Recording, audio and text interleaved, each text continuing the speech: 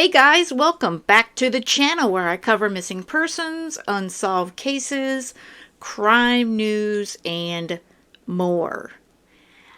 I could not get away from this case about these friends, Kansas City Chiefs fans, who got together back on the 7th of January, and then they were found dead 2 days later. It's a very, very strange situation, and I want to go through it, and I don't think we're going to really find the answers until we get the toxicology. But for those that are not familiar with it, on January 9th, David Harrington, 37, Ricky Johnson, 38, and Clayton McGinney, 36, were found dead in the backyard of their friend Jordan Willis's rental home in Kansas, 2 days after they had watched the Chiefs game together with a fifth friend who reportedly left the party earlier. Now, the bodies, like I said, were found on January 9th. It was only after Clayton McGinney's fiancée broke into Willis's rental house when she couldn't get anyone to respond to her messages and knocks at the door for 2 days. And that's when everything, SHIT hit the fan. Okay, this is, like I said, this is a crazy situation. I'm going to play a bit of News Nation. Dan Abrams spoke with Jordan Willis's attorney, and this was earlier on. And since then, we've learned a little bit, mostly just frustration, and there's a lot of mystery in this whole situation. The bottom line is these guys all got together. The timeline, basically, let me give you guys some of the timeline here. January 7th, 3:25 p.m. was the official start time of the final regular season game of the football seasons for the Kansas City Chiefs. And they were playing the Los Angeles Chargers at SoFi Stadium in Los Angeles. So this was the game that these friends were getting together to watch. Now, on January 7th, the same date, at 6:30 p.m., the Chiefs defeat the Chargers by a final score of 13-12. Johnson, Harrington, and McGinney arrive at the home of Willis at some point after the game. This is according to Willis's lawyer, John Pacerno. I know I'm saying his name wrong. So they were kind of going to bars. They were doing their friend thing, watching the game. Sounds normal. I'm not a football fan, but, hey, it sounded like they were just having a grand old time. And they even bought tickets. Even Willis bought tickets for them all for another game. So it sounded like everything was going well. So they went back to his house because they didn't, I guess, want to depart and go home. 7 p.m., Alex Werner Lee arrives at the home of Jordan Willis, according to his lawyer, Andrew Tague. Now, this is the fifth friend who came into this whole play just recently. So, and then at 7:30, on the same date, this is all on January 7th, McGinney tells his cousin Alan that he and Johnson will take care of the construction job on Monday so that Alan can rest after suffering a back injury. That whole thing, it's part of the timeline, but at this point, the whole construction thing is kind of on the side in my book. So you have this fifth friend, okay, who says the three victims, as well as Jordan Willis, were still awake when he left. They were actually sitting there watching Jeopardy. Now, he hasn't spoken out personally. He's only spoken out through his attorney, which is the same thing for Jordan. None of these guys, these two fellas, out of the five, okay, these two currently alive friends, they've only spoken out through lawyers. So I don't know what happened after that. And another oddity is that Jordan Willis moved like a week later, and he's actually since deleted all his social media. I haven't been able to find the answer as to, was he already moving from this rental home before this horrific events that his friends died on his back porch? Or was this, all of a sudden, he just dropped everything and is like, crap, I gotta move. What we do need to know about Jordan is he is actually a scientist Okay, he's a scientist who has actually studied HIV and COVID. So he's actually a very smart guy, and he's done a lot of renowned things. So he's a well-off, smart guy. Of course, that whole scientist thing and him studying HIV and COVID kind of got my spidey sense tingling. But again, I'm not saying Jordan Willis did anything, but it's very, very sus, guys. It's very suspicious. And a lot of the family and friends of these 3 dead friends are thinking something malicious happened, and Jordan either is a part of it or knows what happened. So what his attorney's saying, and I'm going to play the interview here in a moment with when he spoke with Dan Abrams on News Nation, he is telling everyone that his client Jordan was sleeping for 2 days. He was knocked out, sleeping. He had a loud fan on, and he was wearing noise-canceling headphones. So he just didn't hear all these messages and these phone calls and this knocking on his door. And he did not know that all his friends, cars were still out front. And also, he owns 2 dogs, which he claims, and his father at this point has backed it up, that they were over his father's house for whatever reason. So for 2 days, he is out for the count, not aware of a darn thing, and he's out. Yeah. So that's weird, but I kind of started to wonder, did they all take something? And these guys went outside to hang out, and they conked out. Okay, they passed out unconscious or what have you, and then the cold got to them and gave them some sort of cardiac situation. And he's inside, Jordan inside, and he's in a controlled environment. So, I mean, it could be they all took something, but family of these 3 victims are stating that none of these guys are into drugs. John Paserno, the attorney for the homeowner, thanks a lot for coming on the program. Appreciate it. All right, so a lot of people, particularly family members of those who died, have a lot of questions for your client. What does he say happened here? Well, at this time, he doesn't say anything different than what he's told police previously, that he has no knowledge of what happened to those young men after they left his home.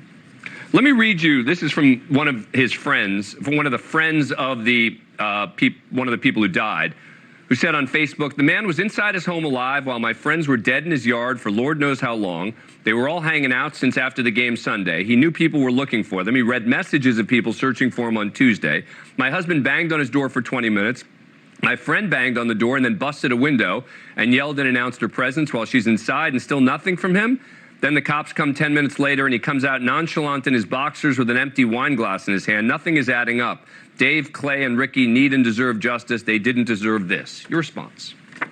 Sure. Even if all of those things are true, that doesn't mean he had anything to do with what happened to those young men. Obviously, 3 men who die all at the same time.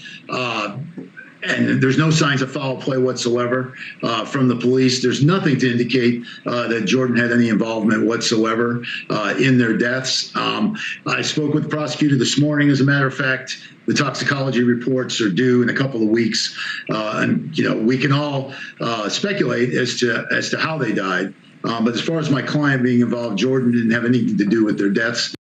All right, let's be straight here. We don't know for sure.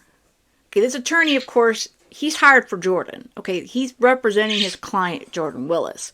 So he's gonna say, my client had nothing to do with this. He had no idea. He's sleeping in his house, and he's like, whatever, I'm out for the count. So I don't know what happened to my friends outside. Okay, that's fine and good, but 3 of your friends are dead on your back porch. And you're gonna say, these are all mid-30s to late 30s. You got 36, 37, 38 years old. You're going to tell us that these normally healthy 3 men just died and they just sat there and froze to death and there's no foul play? I'm not buying that at all. At the same time, like I said, I'm not stating that something wasn't taken by all 4 of these men, and Jordan happened to be inside. But the whole fact that he's a scientist and he's worked with HIV, COVID, and all that, it kind of makes me wonder, did he bring something? Or did he have something in his house and he's like, hey, let's try this new pill, whatever? Or did they, did they have something with fent in it? I don't know. But I think it's too soon for anyone to come up with, a saying that there's no foul play until we get toxicology back. And 2 weeks is not going to be 2 weeks. It's going to be like probably another month, maybe a month and a half, because we all know from multiple cases that we've gone through all these years, toxicology is slow. It's not fast. It takes weeks to come around. I will say, is it possible that Jordan really didn't have anything to do with it besides maybe that they all took something and he really was in his house out of it and having no freaking idea what was going on? Yes, that is entirely possible. But at this point, I'm going to assume and hope that they also took his blood and checked him for drugs and what have you, as well as they've searched his house, of course, the law enforcement and CSI, all that. But it's possible. I mean, we just have the whole, Idaho 4 situation. You had the two roommates that slept through, these brutal murder of their other roommates. And then you always have these other cases where people have slept through things. So that is possible. It's still very odd, but it's possible. But to say that there's no foul play or something strange that went on, I think that that's too soon to even go there. When they left his home after the game, he didn't even really know which door they went out. They were in the backyard. He doesn't use that particular door. He goes out in the front. And so he had no knowledge that they were out there until, Tuesday when he was told that they were out there. And what of the claims from the families that they were trying to contact him and he wouldn't respond and they were going to the house, et cetera? Sure. I don't know about whether or not they went to the house or tried to contact him, but he was home sporadically. I know another allegation I've seen floating out there is that he would have had to put the dogs out, that the dogs would have went in the backyard, and that's untrue as well. The dogs stay at his dad's house, which his dad lives in a different location, and that's where the dogs were.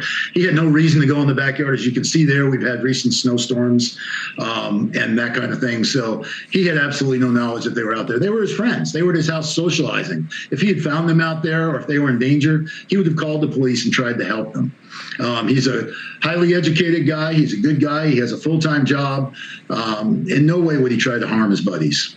And to be really clear, he didn't know that there were 3 dead, frozen friends outside his house. Correct. No idea. I mean, if you didn't look in your backyard, how would you know that? And that's the only reason that I have to wonder.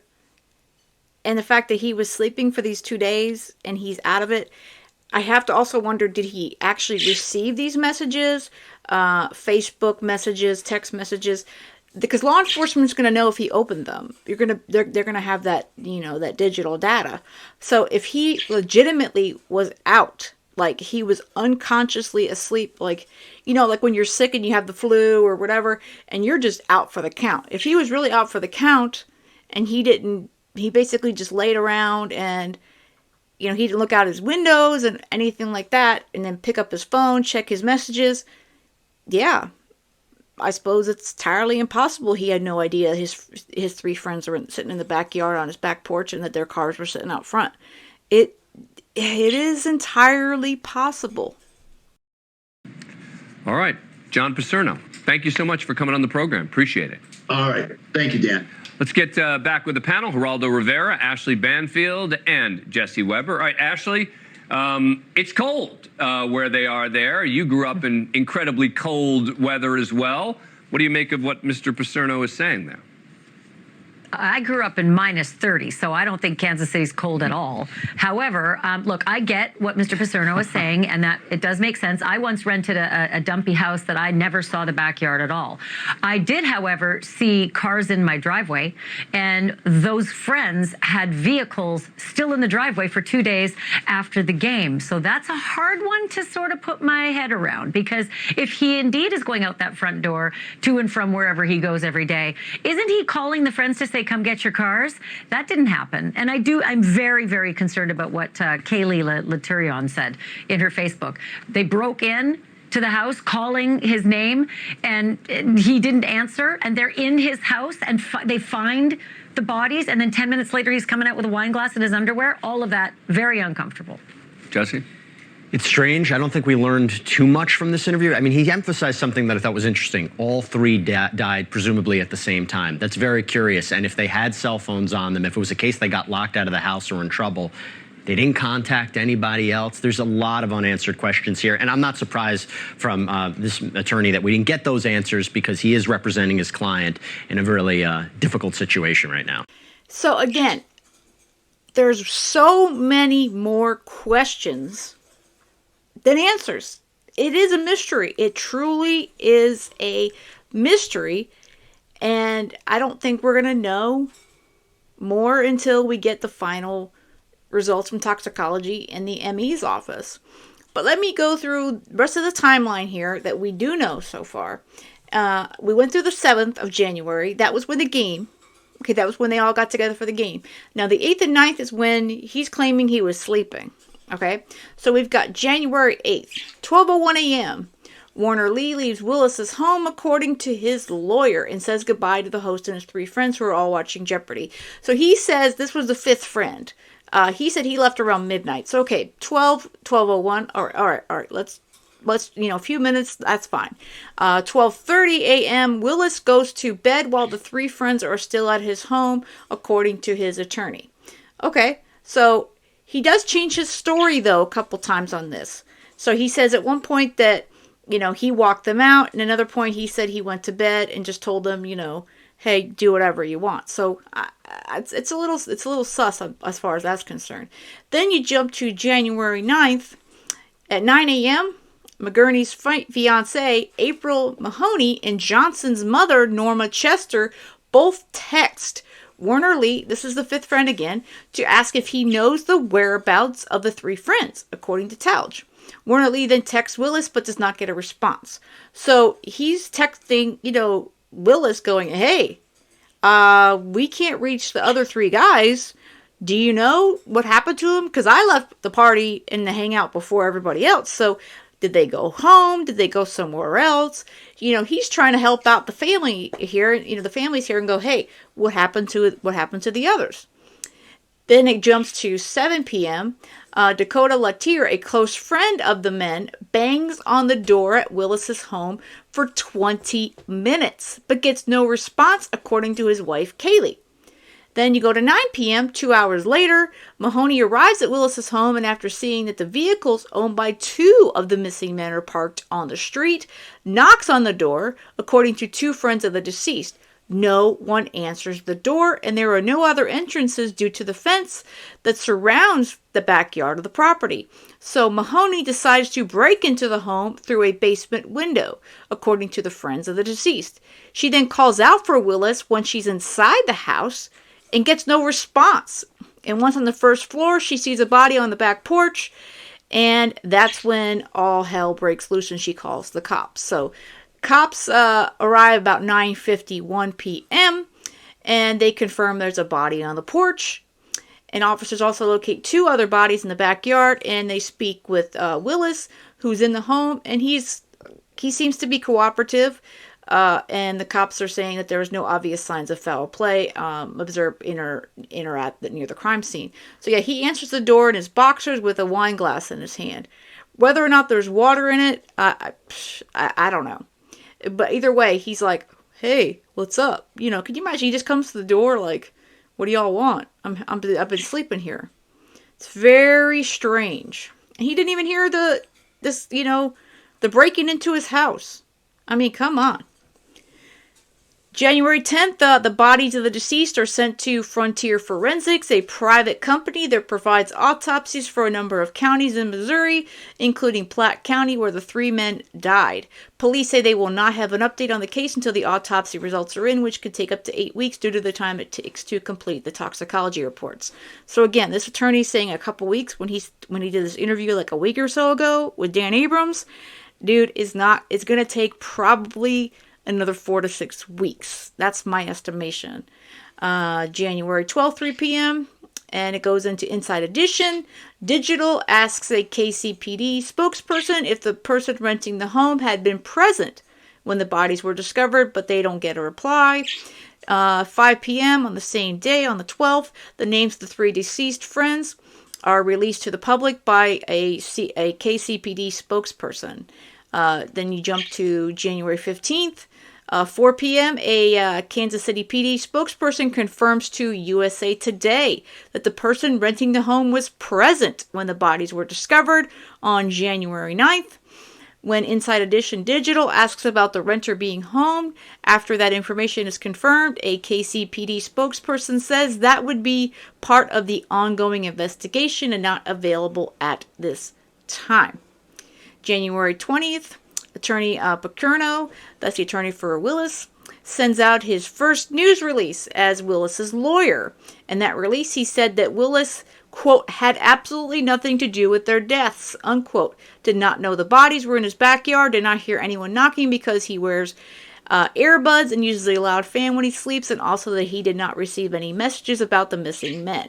At one point in the release, Pacerno said that Willis does not know how or when his 3 friends exited the house, but later says that the last time he saw them was when they left his home. And then on the 21st is when Willis shuts down all his social media and moves out of that home. So, and of course we've had all these interviews and all this news coverage, but all we have are questions and questions and questions. Thankfully, this 5th friend that's come out has kind of given us, more on that timeline because he left. He left around midnight. So he said all 4 of these guys were fine. They were watching Jeopardy, which is kind of weird, but hey, to each his own. So they were watching Jeopardy, just hanging out. So what happened after midnight is anyone's best guess, and if it has to do with drugs, Jordan may not even know. So I don't know, guys. I think we're not going to get any answers, like I've said, until probably maybe beginning of March. Maybe if we're lucky they've expedited. I doubt it. But here we're almost in February here, the end of January. I'm going to think that it's going to be probably the beginning of March, first, second week in March, before we get more definitive and a finalized autopsy on these 3 guys. But this is such a horrible, strange case, and these poor 3 guys, what the hell happened? That's really the, shortest way to throw it out there. What the hell happened? And really, it's January 8th, because January 7th, there was 5 of them. And then January 8th, these 3 guys somehow ended up in the backyard on the back porch, and Jordan's inside and he conks out. So what the hell happened after this 5th friend left? It's anyone's best guess right now. So let me know what you guys think of this one in the comments. Again, I can't get this one off my mind. Like I said, I wasn't going to do a video because I've been kind of following some of the other folks, the news on it. But I just can't get this one off my brain. It's just so strange. I want to know what the hell happened to these guys. I really do. All right, guys, I appreciate you being here as always. And do me a favor, if you liked the video, please hit that thumbs up on your way out. And if you haven't subscribed yet, I would love it if you would. And with that said, I hope you have a great rest of the day. And most of all, stay safe.